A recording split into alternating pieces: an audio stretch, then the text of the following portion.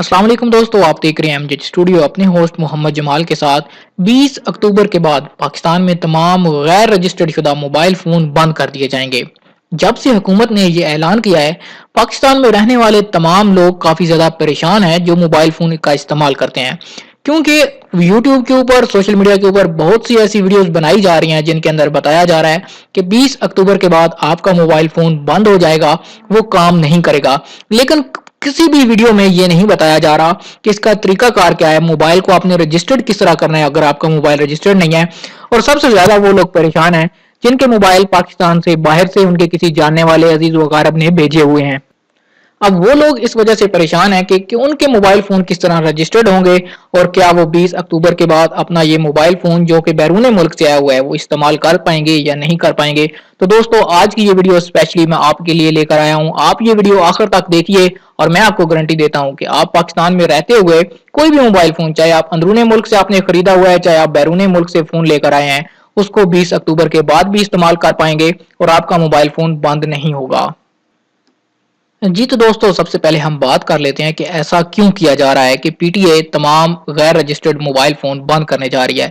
दोस्तों, ऐसा इस वजह से किया जा रहा है कि पाकिस्तान में स्मगल शुदा मोबाइल बहुत ज़्यादा तादाद में आ रहे थे, जिसकी वजह से हुकूमत पाकिस्तान को सालाना बहुत ज़्यादा नुकसान हो पा रहा था। अब हुकूमत पाकिस्तान ने एक नया सिस्टम लॉन्च किया है जिसको DIRBS का नाम दिया गया है, यानी device identification registration and blocking system.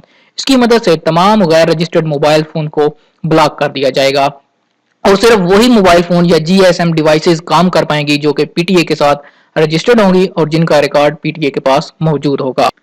कानूनी तौर पर जो फोन भी बैरून मुल्क से लाए जाते हैं उनको पीटीए के साथ रजिस्टर्ड करना लाजमी होता है, उनका अंदराज करवाना लाजमी होता है, जिसके लिए आपको अपना CNIC नंबर, मोबाइल फोन का IMEI नंबर और उसके अलावा जिस मुल्क से आप फोन खरीद कर लाए हैं उसकी तफसीलात पीटीए को फराहम करनी होती हैं। लेकिन पहले ऐसा नहीं किया जाता था।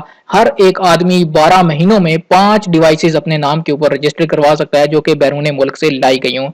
अब मैं आपको बताता हूँ कि आपने अपने मोबाइल फोन को, चाहे आपका अंदरूनी मुल्क से मोबाइल आपने खरीदा है, चाहे आपका मोबाइल फोन बाहर के किसी मुल्क से भेजा गया है या आया है, तो आपने किस तरह उसको रजिस्टर्ड करवाना है। हर मोबाइल फोन का एक IMEI नंबर होता है जो कि सिर्फ उसी मोबाइल के साथ मैच करता है, जो कि ना ही चुराया जा सकता है और ना ही उसको डुप्लीकेट किया जा सकता है। आप यूं कह सकते हैं कि हर मोबाइल का एक शिनाख्ती कार्ड नंबर होता है जिसको IMEI नंबर का नाम दिया जाता है। अब आप इसी IMEI नंबर की मदद से अपनी डिवाइस को रजिस्टर करवाते हैं और यही रिकॉर्ड आपका पीटीए के पास जाता है। अब आपने ये IMEI नंबर कैसे हासिल करना है? सबसे आसान तरीका यह है कि आप अपने मोबाइल फोन से *#06# डायल कीजिए।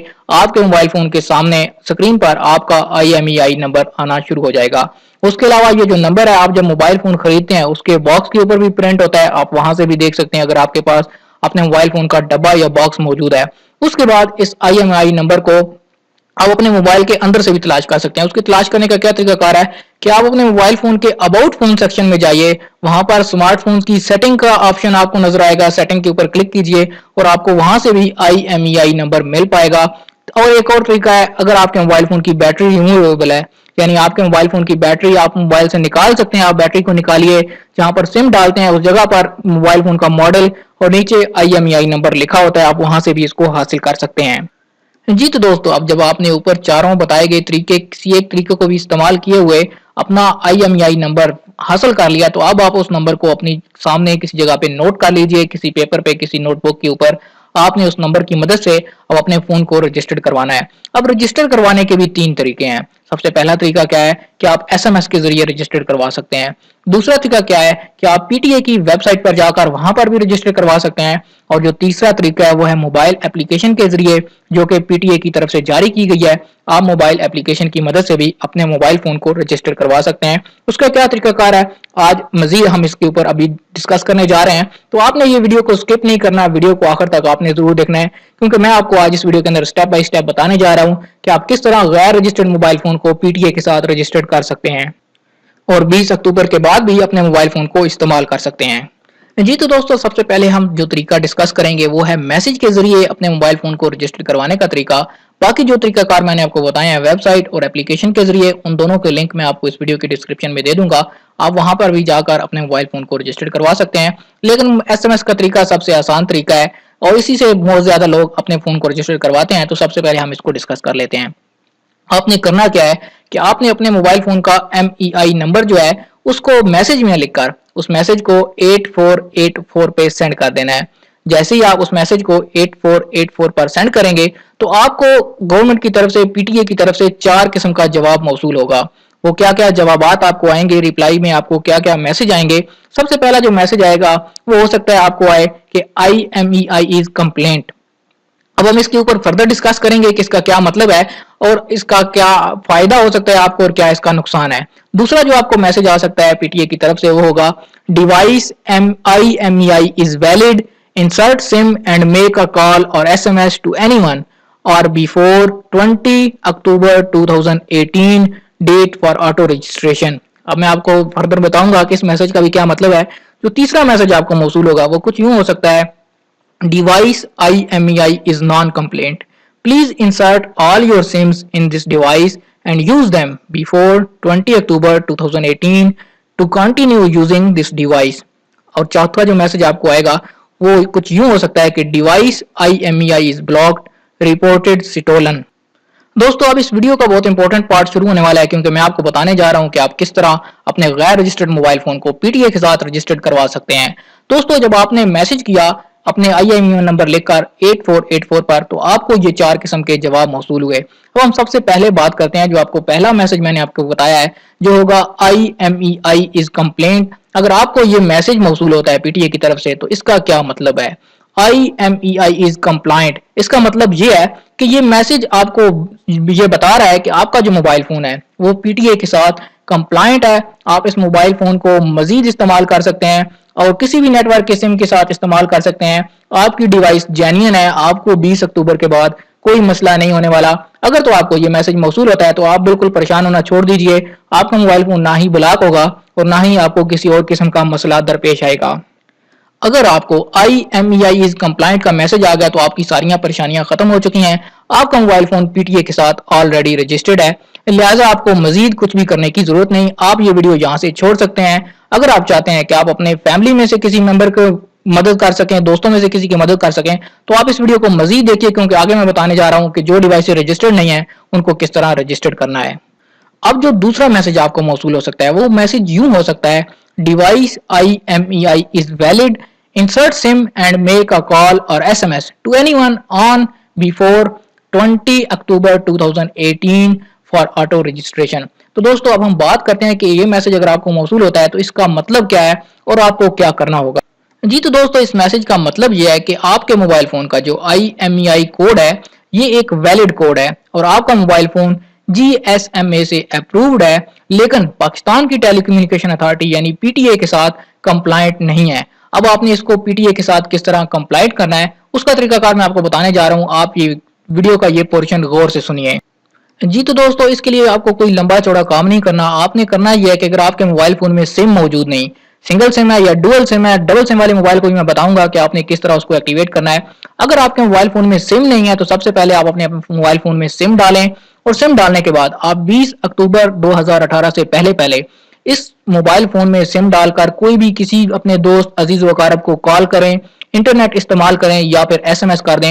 यानी आपका बैलेंस कटना चाहिए उस सिम को इस्तेमाल करते हुए, तो ये मोबाइल फोन इस सिम के साथ ऑटोमेटिकली आपका रजिस्टर्ड हो जाएगा। अगर आपका मोबाइल डुअल सिम है और आप चाहते हैं कि दोनों सिम आपकी काम करें 20 अक्टूबर के बाद, तो आप दोनों स्लॉट के अंदर कोई भी दो सी सिम डालकर उन दोनों सिम से बारी बारी किसी नंबर पे कॉल करें, SMS भेजें या इंटरनेट इस्तेमाल करें।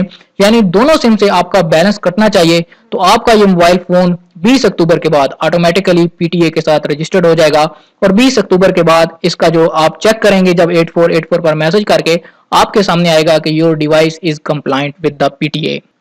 जी तो दोस्तों ये था दूसरा तरीकाकार कि जिसकी मदद से अगर आपको ये वाला मैसेज मौसूल होता है तो आप किस तरह अपने मोबाइल फोन को रजिस्टर कर सकते हैं। उम्मीद करता हूं कि आपको बिल्कुल मैंने सादा अल्फाज में समझा दिया है, समझ आ गई होगी। अब जो तीसरा मैसेज आपको मौसूल हो सकता है वो कुछ यूं होगा device IMEI is non compliant, please insert all your SIMs in this device and use them before 20 October 2018 date to continue using this device. अब मैं आपको बताने जा रहा हूं कि इस मैसेज का क्या मतलब है और किस तरह आप इस मैसेज के होते हुए यानी आपकी डिवाइस नॉन कंप्लाइंट है आप किस तरह अपने मोबाइल फोन को रजिस्टर्ड कर सकते हैं और कौन कौन सी सिम इस मोबाइल फोन पर इस्तेमाल कर पाएंगे और 20 अक्टूबर के बाद भी किस तरह इस मोबाइल को चालू हालत में रखना है। जी तो दोस्तों, अगर आपके पास ये मैसेज वापस आता है device IMEI is non compliant, तो इसका क्या मतलब है? इसका मतलब ये है कि आपका जो मोबाइल फोन है वो उसका जो IMEI नंबर है वो GSMA के साथ अप्रूव नहीं, आपका मोबाइल फोन डुप्लीकेट है और ना ही आपका मोबाइल फोन PTA के पास कोई रिकॉर्ड रखता है और ना ही PTA के साथ इसकी रजिस्ट्रेशन हुई हुई है। अब आपको परेशान नहीं होना ये सुनकर, क्योंकि मैं आपको तरीकाकार बताने जा रहा हूँ कि आप किस तरह इस मोबाइल फोन को भी PTA के साथ रजिस्टर्ड कर सकते हैं और इसको मजीद 20 अक्टूबर के बाद भी यूज कर सकते हैं। जी तो दोस्तों, इसका हल ये है कि PTA ऐसे तमाम फोन जो कि नॉन कंप्लायंट है, जिनका कोई रिकॉर्ड नहीं है, उनके ऊपर सिर्फ वही सिम चलाने की इजाजत देगा जो कि 20 अक्टूबर से पहले पहले आपने इस्तेमाल कर रखी होगी।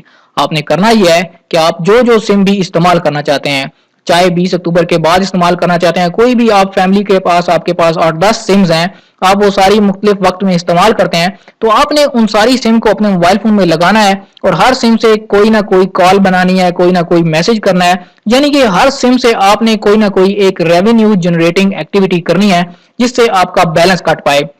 जैसे ही आप 20 अक्टूबर से पहले जो जो सिम भी इस मोबाइल फोन में डालकर इस्तेमाल कर लेंगे, 20 अक्टूबर के बाद आप वो तमाम सिमें अपने मोबाइल फोन पर इस्तेमाल कर सकेंगे। इसके अलावा आप कोई दूसरी सिम भी इस मोबाइल फोन पर इस्तेमाल नहीं कर पाएंगे।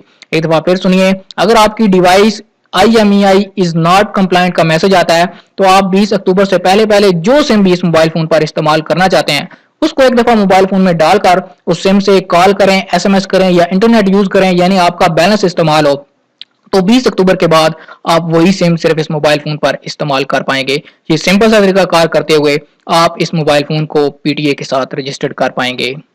अब जो आखिरी मैसेज आपको मौसूल होगा वो कुछ यूं हो सकता है, device IMEI is blocked reported stolen. दोस्तों, अगर ये मैसेज आपके पास आ गया तो आपको लाजमी तौर पे परेशान होने की जरूरत है, क्योंकि ये मैसेज ये जाहिर करता है कि आपके जो मोबाइल फोन है ये का जो IMEI आपके पास है, जो आपने 848 पर मैसेज किया है, ये मोबाइल फोन चोरी का है और ये पहले ही PTA के पास रिपोर्ट हो चुका है। इसको चोरी की वारदात के तौर पर इस्तेमाल किया गया है और इसकी रिपोर्ट PTA के पास जमा है। लिहाजा ये मोबाइल फोन आपका 20 अक्टूबर के बाद मजीद काम नहीं करेगा।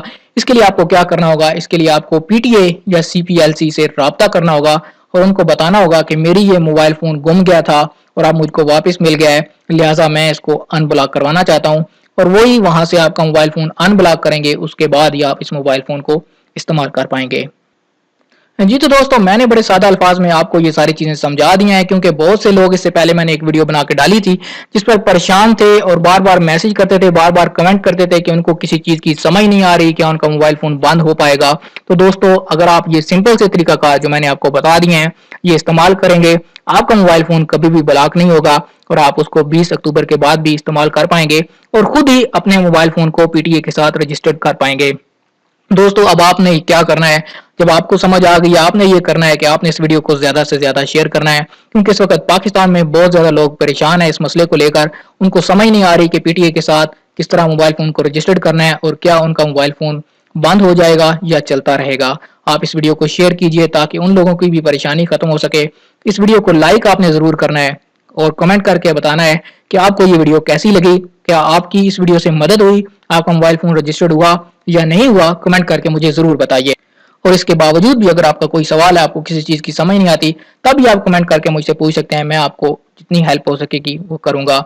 आप हमारे चैनल को जरूर सब्सक्राइब कीजिए, साथ में नजर आने वाला घंटी का बटन लाजमी दबाइए ताकि हर नई आने वाली वीडियो का नोटिफिकेशन आपको मिल सके। दोस्तों को भी इस चैनल पर लेकर आइए, उनको भी इस चैनल का लिंक शेयर कीजिए ताकि वो लोग भी इस चैनल को सब्सक्राइब कर सकें। आप सब दोस्तों का शुक्रिया। जहां रहिए, आबाद रहिए, खुश रहिए। अस्सलाम वालेकुम व रहमतुल्लाह।